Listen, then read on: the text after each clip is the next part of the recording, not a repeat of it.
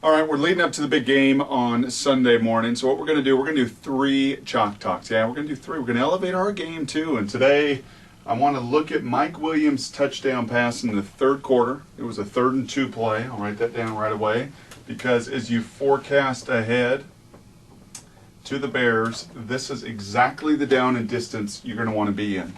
If you're in 3rd and 7 plus, 3rd and 10 plus, life becomes very difficult against that Bears defense. You stay in 3rd and 2 situations, it burdens what you can do defensively. A lot of teams in those situations like to play man coverage, and there's many man-to-man routes that you can call from the booth to get guys open and move the chains and convert. And on this case, much like Brandon Stokely's 3rd and 3 touchdown, you not only get a play, a man-to-man play, to take advantage and move the chains, you also have a threat and alert for a touchdown, and Mike Williams and Matt Hasselbeck executed beautifully. So let's look at 3 things in particular on this play that you should take note of, kind of next level detail.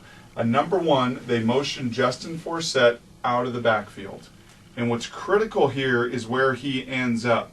I can't tell you the number of times, especially with Tom Moore in Indianapolis, playing in their system, that he liked a lot of stack. He liked to stack his receivers. Anytime you have a team that likes to press, as New Orleans would do at times, and like to play a lot of bracket combo coverage with their eyes in, and you try to bracket people, well, one way to really combat that well is to stack your receivers. Because when you come off the ball, those defenders have to figure out when they're bracketing and combo coveraging exactly where you're going to go and what direction you're going to go in and how fast you're going to do it. And the one thing about bracket coverage, and you're going to see this with Darren Sharper, is they have to react a bit to you and your movements rather than them flying to a zone or just simply playing man. So first and foremost, I loved how much Jeremy Bates used that stacking of receivers and stacking, in this case, of a running back.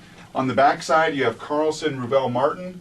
They stay in and protect. You actually have, from empty, 7-man protection. It would have picked up any pressure that New Orleans threw at them. They didn't pressure, but you had a very solid pocket with a ton of space between Hasselbeck and that defensive line. That's because you had 7 guys in coverage. Ben Obamanu on the backside, all he did was clear and take those 2 defenders out. So this play, in essence, became 4 on 2, which numbers-wise you look at and say, ooh, I don't know about 7-man protection on 3rd and 2. Really? 4 guys on my 2? The odds of winning that, how often do you win 4 on 2? Well, again, the beauty of widening Forsett is that linebacker also motioned out. Forsett, Matt would tell you, as he told us, first option on that play, little angle route. You try to get those linebackers who are in combo coverage to screw up and one of them get too wide and this guy misread and give Forsett the opportunity to get over and above him and move the chains. So both these linebackers widen out, and they actually bracketed him pretty well. In fact, they bracketed him well enough that Darren Sharper back here should not have cheated. He should not have peeked and peeked in. And when you listen to Matt Hasselbeck, he said it as bluntly as you'll hear any quarterback. He said, when you go back and look at that play, you're going to see that Darren Sharper didn't trust his 2 battery mates. He didn't trust those guys underneath, and it was only for a millisecond. It wasn't as if he was sitting there and holding coverage the whole time. I mean, it is a millisecond, but that's the difference in the NFL and in playoff football. His eyes got locked in into what was underneath, and he didn't trust these 2 to cover up Forsett. And all the while, what do you have?